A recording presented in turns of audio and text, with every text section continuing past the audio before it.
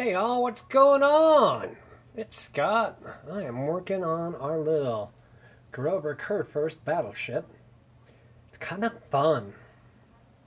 The last thing that we built was that Tamiya 1 to 32nd Mustang. And I tell you, switching back to battleships, specifically this kit, how do I say this? There were more parts in the Mustang's engine and cockpit than there are in this entire model.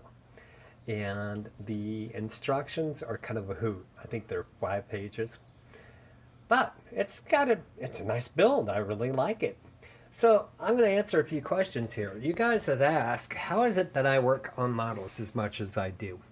I telecommute, my real job, and so it's very pressured, and so this is right next to my work desk.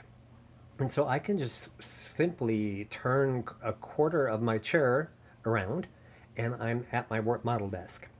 So it's really good stress for me, stress reliever. Sometimes, yes, it is stress, but it's stress reliever. So that's the answer to that. I really do it just to kind of relax. I don't do it outside of normal business hours, actually, unless I'm trying to finish something for someone.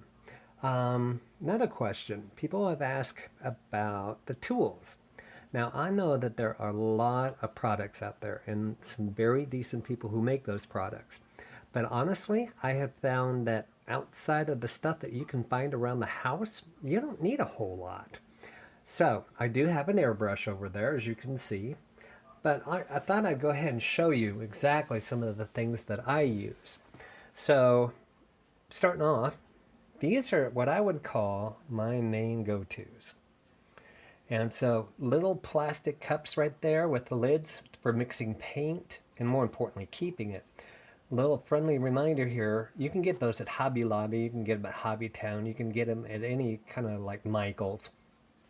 Don't, however, put anything with turpentine or mineral spirits in it. It'll just crack.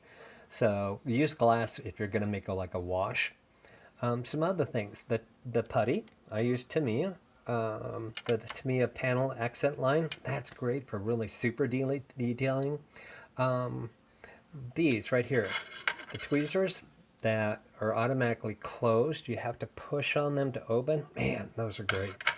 Tamiya cement. I just got some more of this too. Obviously the blue tape. Man, you got to use that.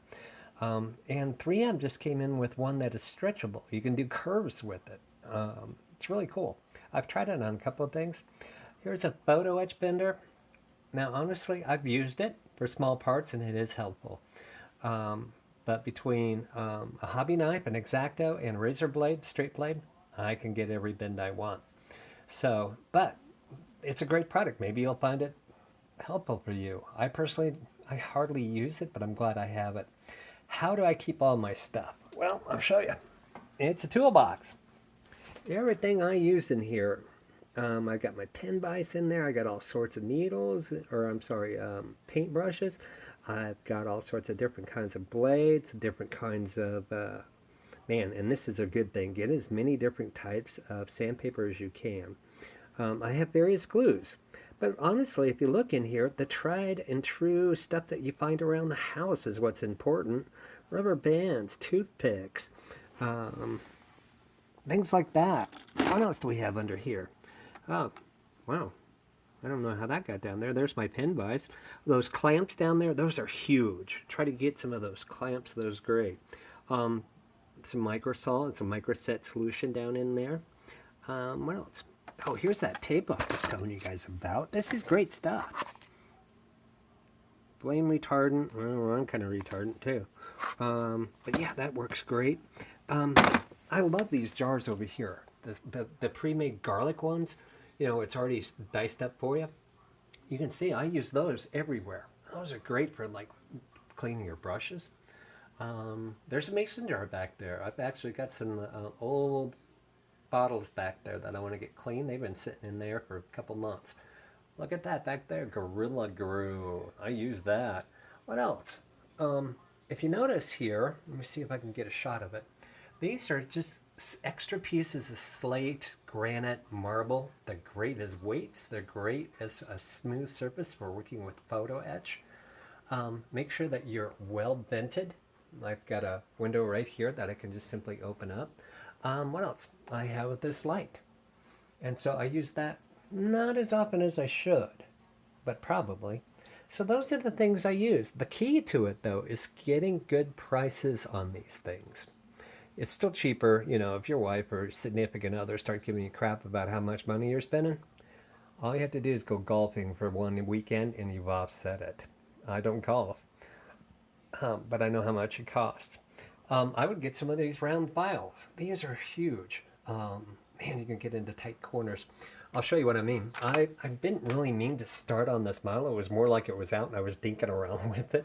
But as you can see, I had to do some putting and sanding and filling. And so how to get in there on those wings, I went ahead and used one of these steel brushes so I could really get in there and file her down.